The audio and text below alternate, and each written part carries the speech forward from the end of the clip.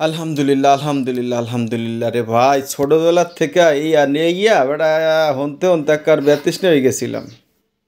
আওয়ামী লীগ কয় স্বাধীনতার ঘোষণা দিচ্ছে বঙ্গবন্ধু শেখ মুজিবুর রহমান, বিএনপি কয় স্বাধীনতার ঘোষণা দিচ্ছে জিয়ার রহমান। এই বঙ্গবন্ধু জিয়ার রহমান এই স্বাধীনতার ঘোষণা কেটা দেশে এলো টানাটানি হইনি একেবারে কনফিউজড হয়ে গেছিলাম পুরো। তো আল্লাহর রহমতে সেই কনফিউজ দূরেই গেল, শুনে মহা খুশি হয়েছি। ঠিক আছে, আসল স্বাধীনতা ঘোষণা যে দেশে তার আমরা পাইয়ে গেছি। সে নিজের মুখে স্বীকার করছে যে স্বাধীনতার ঘোষণা সে দেশে গান পয়েন্টে দাঁড়াইয়া। আপনারা সবাই শোনেন এবং বিশ্বাস করে নেন। আর আওয়ামী লীগ বিএনপির বলি, ভাই তোমরা আর টানাটানি করিও না, স্বাধীনতার ঘোষক পাইয়ে গেছি মোরা।